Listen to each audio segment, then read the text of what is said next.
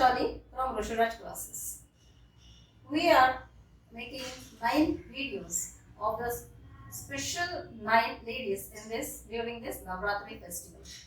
So on this occasion, it's my great pleasure to introduce one teacher, Mariamma Negam.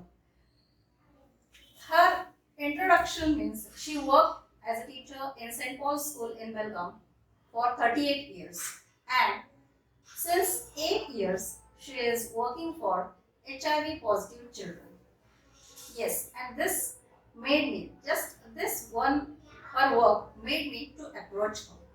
So instead of wasting much time, we will directly proceed further with our interview. Welcome, madam. Thank you so much. So, first, teaching means even I am in the teaching profession. So I would like to know your experience, 38 years of experience in your school. I have no regrets in my teaching career. I had lovely boys in my school. They were naughty but full of life, and I enjoyed my teaching. I have no any regret against the management or against my colleagues or against children. Every day I enjoyed my classes and I was satisfied with my teaching life. St. Paul's is always and will always be my second home. I love, till now when I pass that side, I literally feel like crying that I'm no more there. So I have had very good friends also in St. Paul's. So really, teaching profession is really a very good profession. We just can't live without children. Yes. So now the next question is, Miss, what were your plan after retirement? Because what I see generally, the teachers what they prefer after retirement, either they think of starting one nursery school or just to pass the time with the children, they start with the tuition classes.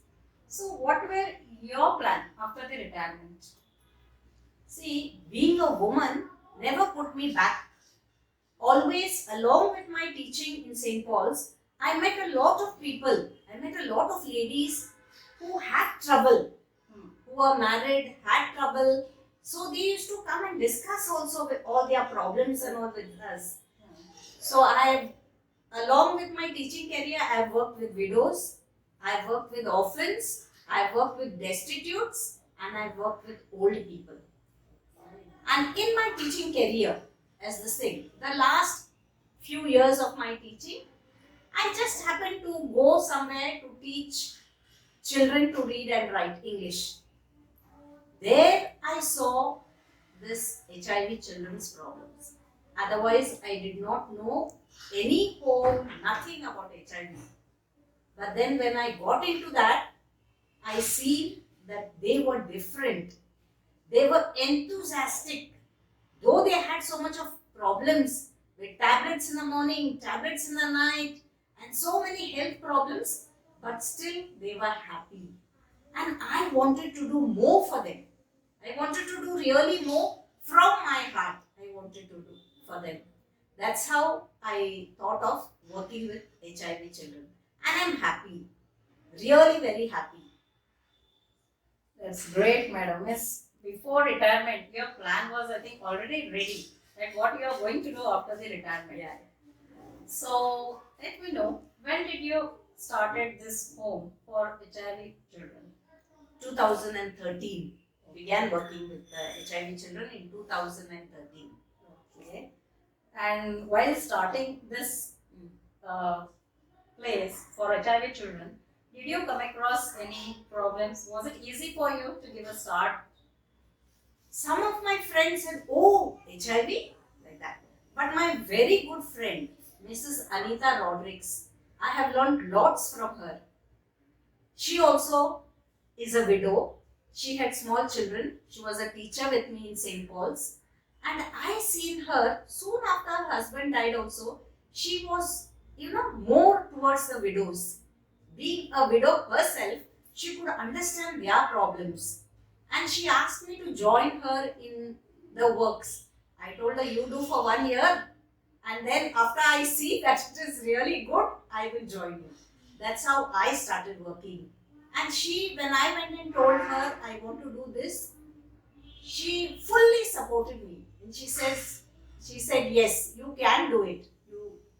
And in the beginning, they all helped me. Even my family, when I went and told my brother only told me. He said, see, whatever you do, you must do well. Don't do it for some years and then say, okay, now I'm not going to do it and all, nothing. Those children will be all left this side and that side and all. Don't do all those things. If you do something, you must do well, he says. And remember, whatever you do, whatever bad you do, it will come back on our children. He said, so don't think of doing anything wrong. If you are doing, you do well. So I got support from my friends and also from my family. From my Good, great. Because this is the most, when we decide to do something different, the support of family and friends is very important. Yeah. That's great. Now let me know your experience in this means after your retirement, you are giving your full time to these children. Yeah. So what is your experience while working with these children? These children, no, they don't need anything. They are not craving for food, not craving for this, that, and all. They are craving for love. They are just craving for touch. They want your touch. They want your hug. Only these type of things they want. Nothing more than that. And these children, we don't disclose their identity. Even in schools, only one person in school will know. Someone who is very, like I feel, this person will not disclose. So that person knows that these children are HIV. So anything happens to these children, that person phones me and we immediately go and see to the needs of our children, bring them home if they have fever and all that. So basically, like I did not, and if anybody does anything also to my children, I at once stand up. Like for example, one bus conductor did not treat these children well in the bus. He doesn't know that they are HIV and all, but he was not giving them their ticket. He was trying to pocket the money, and then he pushed the children out of the bus. Immediately I went to CBT and got hold of him and made big this thing. But everybody told me write an this thing letter and all. But then again I thought he has a family and all that. So I don't allow anybody to do anything to my children. They are just, I treat them normal and they have to be normal. Anybody in the house also, like, no, their parents would have definitely gone. So same way I am also doing, like, they call me also Amma, children. Oh, Yeah. that's great. Yeah, I'm called as Amma in this house. Oh. No, really, I think one lady and one mother can do this job well. Really. Only she can give that love to these children. Because see, many of them work for orphanage or any other things. Okay, that is also the good thing. But rarely the people that turn to do something for HIV children. And you are really doing a very great and very wonderful job, madam. So what message would you like to pass to our today's ladies and the other people who are watching this video? I would like to tell everyone, the greatest temple, mosque or church on this earth is where man works hard for the benefit of humanity. In each and every one, we should find our own God. Whichever God we worship, we should find in each and every person. Be it our friends, be it our family, be it people on the road, we should see God in them. And women, a special message for women. Don't finish all your work and just sit back and relax and sit behind your house doorstep and do nothing about it. And you can sit at home and earn money for your family and give the children a better life. There are so many schemes. Some who are well off, okay, go out and do something for society. Don't sit and depend on, even for money, don't depend on your spouse. Do something. Earn money for yourself. You can do whatever you want with that money. Certain needs of yours also you can fulfill. Certain needs of your children you can fulfill. I feel women are greater now. They are not less in comparison with men.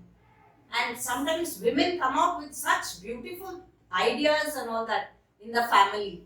So I feel women should really strive and work hard towards their dreams, even though they are married and all. You are married, you are bound by responsibilities of your children, your in-laws, but don't forget your dreams. Fulfill your dreams. Don't regret, oh, I wanted to do this, but I didn't, I could not get time. No, make time. Fulfill your dreams. Yes, we should really live our dreams. We call it as a Stree Shakti, power.